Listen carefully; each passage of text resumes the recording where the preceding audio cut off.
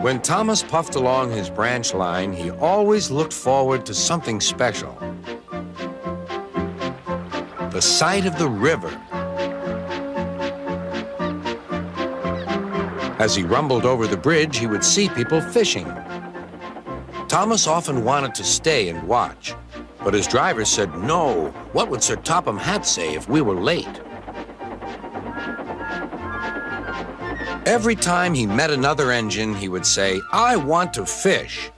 But they all had the same answer. "Engines don't go fishing."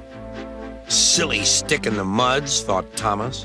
One day, he stopped as usual to take in water at the station by the river. "Out of order."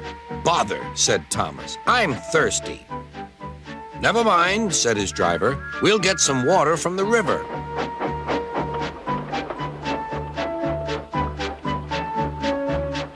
They found a bucket and some rope and went to the bridge.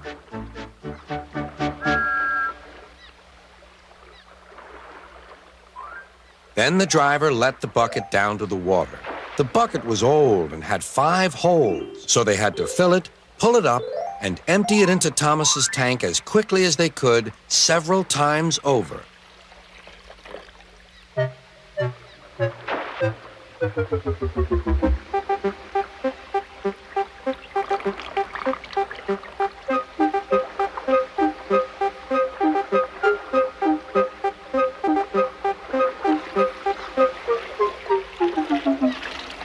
They finished at last.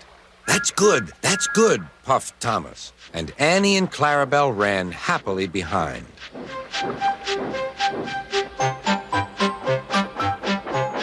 Suddenly, Thomas began to feel a pain in his boiler. Steam began to hiss from his safety valve in an alarming way. "There's too much steam," said his driver. "Oh dear," groaned Thomas. "I'm going to burst, I'm going to burst." They damped down his fire and struggled on. "I've got such a pain, I've got such a pain," Thomas hissed.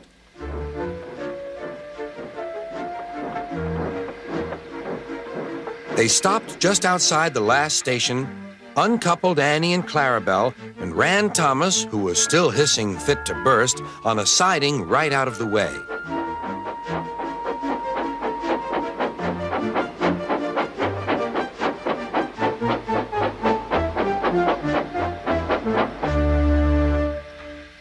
Then, while the conductor telephoned for an engine inspector, the driver found notices in large letters which he hung on Thomas in front and behind. "Danger, keep away." Soon the inspector and Sir Topham Hatt arrived. "Cheer up, Thomas," they said. "We'll soon put you right." The driver told them what had happened. "So the feed pipe is blocked," said the inspector. "I'll just look in the tanks." He climbed up and peered in. Then he came down. "Excuse me, sir. Please look in the tank and tell me what you see." "Certainly, Inspector," replied Sir Topham Hatt. He clambered up, looked in, and nearly fell off in surprise. "Inspector," he whispered, "can you see fish?" "Gracious goodness me! How did the fish get there, driver?"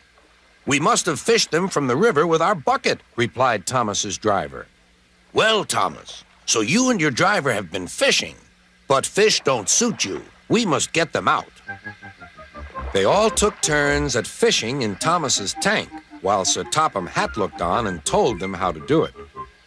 When they had caught all the fish, they had a lovely picnic supper of fish and chips. That was good," said Sir Topham Hatt. "But fish don't suit you, Thomas, so you mustn't do it again." "No, sir, I won't," said Thomas sadly. "Engines don't go fishing. It's too uncomfortable."